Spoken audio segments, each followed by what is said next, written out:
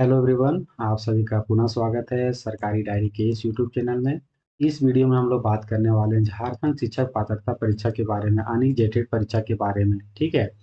जैसा कि आपको जानकारी प्राप्त हो चुका होगा, जेटेट का जो एग्जाम 2026 में होने वाला है, उसके लिए नियमावली जारी कर दिया गया, यानी कि जो रेगुलेशन रहता है एग्जाम कंडक्ट करने का, उसको जारी कर दिया गया है। और उसके साथ ही नोटिफिकेशन भी जारी किया गया है कि आपका जो एग्जाम कब से कब ऑनलाइन आवेदन होगा। एग्जाम तिथि के बारे में फिलहाल कुछ नहीं कहा गया, बट एक विस्तृत वे में चीज़ों को प्रकाशित कर दी गई है, जिससे यहाँ पे यह आप प्रतीत होता हुआ दिख रहा है कि आने वाले दिनों में एग्जाम होने की संभावना है। ठीक है।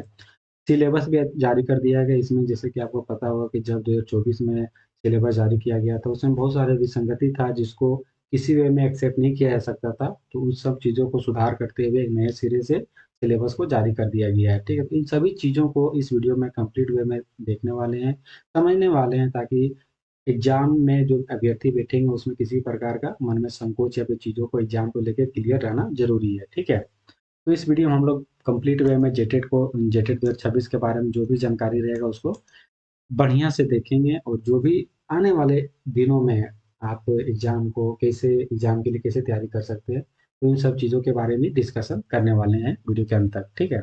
तो यहाँ पे जेटेट के बारे में आपको पता होगा कि जेटेट का फुल फॉर्म होता है झारखंड टीचर एलिजिबिलिटी टेस्ट। और यहाँ पे जो कंडक्टिंग बॉडी है आपका जेटेट, कौन एग्जाम कंडक्ट करेगा, ठीक है, तो झारखंड एकेडमिक काउंसिल यानी कि जेक बोर्ड इसका एग्जाम कंडक्ट करने वाला है। ठीक है। आवेदन प्रक्रिया फिर से स्टार्ट होगा, जिसका 21 अप्रैल से 21 मई तक चलेगा, 2026 तक, एक मंथ का रहेगा पीरियड। इस आवेदन प्रक्रिया को कंप्लीट करने के लिए ऑफिशियल वेबसाइट आप देख पा रहे होंगे, जेक एग्जाम पोर्टल डॉट इन है। और स्टडी मटेरियल या फिर जेटेट संबंधी जो भी नोट्स आप प्राप्त करना चाहते हैं, तो यहाँ पे इस वेबसाइट में जा सकते हैं, www.jekportal.in। इस पे जाके आप जानकारी प्राप्त कर सकते हैं। ठीक है। एलिजिबिलिटी क्राइटेरिया का बात करें तो यहाँ पे आपका एजुकेशनल क्वालिफिकेशन का बात करें तो यहाँ पे बीएड या फिर डीएलएड होना मैंडेटरी होता है। बीएड जो डिग्री धारक होते हैं वे लोग सिर्फ पेपर टू के लिए पात्र रहेंगे, बट वहाँ पे डीएलएड या फिर सिर्फ डीएलएड किए हुए रहते हैं, तो दोनों पेपर वन और पेपर टू दोनों के लिए पात्र होते हैं। ठीक है। एज लिमिट का बात करें तो यहाँ पे मिनिमम एज आपका 21 ईयर रहेगा।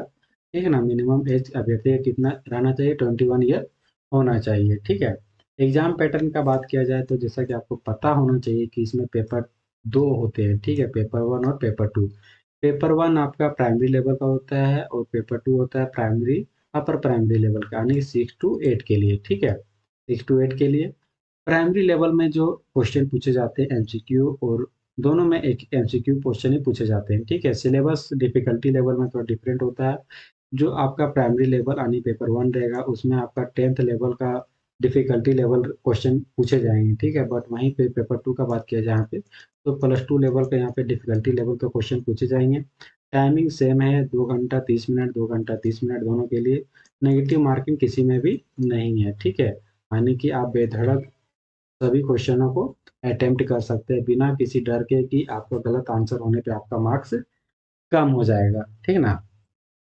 क्वालिफाइंग मार्क्स का बात करें तो यहाँ पे क्वालिफाइंग मार्क्स को भी यहाँ पे क्लियर कर दिया गया है। यहाँ पे जैसे कि 2024 में एक ऐसा जानकारी निकल के आया था कि आपको जो सेक्शन वाइज आपको पास करना रहता है, तो उन सब चीज़ों को यहाँ पे दूर कर दिया गया है।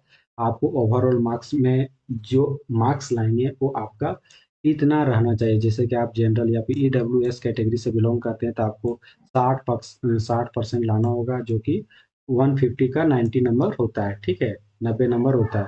वहीं अगर आप एसटी एससी या फिर प्रीमिटिव ट्राइबल ग्रुप से आते हैं या फिर पर्सन विद डिसेबिलिटी है, तो उनके लिए 52%, यानी कि 150 का 52% करें तो आप आपका 78 मार्क्स लाना मैंडेटरी है। ठीक है। तभी आप क्वालिफाइड कहलाएंगे, अदरवाइज आप क्वालिफाइड नहीं कहलाएंगे। ठीक है। और जो अभ्यर्थी BC1 या BC2 से बिलोंग करते हैं, ठीक है, BC1 या फिर BC2 से, उनके लिए 55% मार्क्स लाना मैंडेटरी रहेगा, जो कि आपका होता है 82.5 मार्क्स। ठीक है। आप आपको चीज़ें क्लियर हो गई होगी कि क्वालिफाइंग मार्क्स में क्या क्या कितना कितना लाना रहेगा। अब हम लोग इम्पोर्टेंट डेट्स का बात किया जाए कि जो नोटिफिकेशन जारी किया गया है, जो नोटिफिकेशन जारी किया गया उसमें कौन कौन सा डेट को बताया गया है कि आने वाले संभावित तिथि क्या है एग्जाम को लेके, तो उन सब चीज़ों को अभी इस देखने वाले हैं। एप्लीकेशन जो विंडो ओपन रहेगा, ठीक है, उसके लिए 21 अप्रैल 26 से 21 मई 2026 तक आखिरी तिथि रहेगा, ठीक ना। जो अभ्यर्थी आवेदन भरते हुए कुछ गलती करते हैं या फिर कुछ सुधार की आवश्यकता पड़ती है, तो उसके लिए करेक्शन विंडो का भी तिथि नहीं जारी किया गया। बट जब फॉर्म फिलअप हो जाएगा उसके बाद करेक्शन विंडो को भी ओपन किया जाएगा, ताकि जो अभ्यर्थी गलती किए हैं उसको सुधार कर सकते हैं, ठीक है।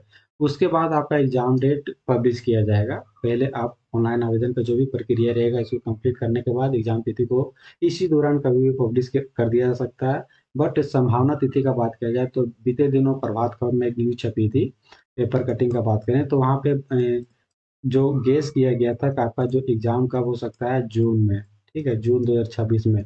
बट थोड़ा बहुत इधर उधर होता है तो आपका जुलाई या फिर अगस्त, ठीक है, जुलाई या फिर अगस्त, इधर आपका एग्जाम होने की संभावना प्रबल है।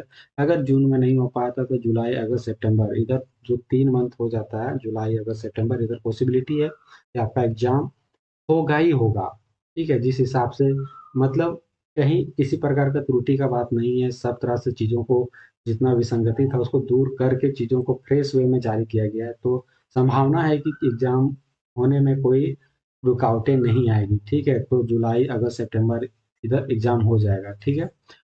एडमिट कार्ड का बात करा जाए तो एग्जाम से पहले 1 सप्ताह के दौरान जारी कर दिया जाता है, रिजल्ट उसके बाद ही प्रकाशित होगा जब आपका एग्जाम हो पाएगा, ठीक ना। अगर पेपर वन का एग्जाम पैटर्न का बात करें तो एग्जाम पैटर्न में आपको पता होगा, अगर आपने कभी सीटेट का एग्जाम लिखे होंगे, ठीक है, सीटेट का एग्जाम लिखे होंगे तो आपका यहाँ पे सीडीपी तो फिक्स रहता है, उसमें भी आप पेपर वन में या पेपर टू में सीडीपी पढ़ते होंगे। पहला सेक्शन 30 मार्क्स का रहता है, 30 क्वेश्चन रहता है, ठीक है। इसमें क्या सीन रहेगा, जो लैंग्वेज वन और लैंग्वेज टू, इसमें समझने वाली बात है। लैंग्वेज वन में आपको 15-15 मार्क्स आपको पूछा जाएगा, यानी टोटल आपका कितना हो जाएगा, 30 मार्क्स क्वेश्चन, 30 क्वेश्चन 30 मार्क्स, ठीक है। बट उसमें 15 नंबर जो आप चूज करेंगे लैंग्वेज वन सेक्शन में, उसमें दो लैंग्वेज चूज करना रहेगा आपको, ठीक है। अगर हम चूज करेंगे हिंदी और इंग्लिश, यानी कि 15 नंबर हिंदी का रहेगा, 15 नंबर इंग्लिश का रहेगा, ठीक है। और टोटल कितना क्वेश्चन हो गया, 30, और मार्क्स कितना हो गया, 30, ठीक है। रीजनल लैंग्वेज बात किया जाए जो पेपर टू लैंग्वेज टू में रहेगा, रीजनल लैंग्वेज, लैंग्वेज में जो भी यहाँ पे प्रकाशित कर दिया गया है नोटिफिकेशन में जिला वाइज, तो उसको वहाँ पे चूज करना रहेगा रीजनल लैंग्वेज को। और इसमें आपको 30 मार्क्स का प्रश्न पूछे जाएंगे, यानी कि नंबर ऑफ क्वेश्चन क्या रहेगा, 30 रहेगा, नंबर ऑफ मार्क्स कितना रहेगा, 30 रहेगा, ठीक है।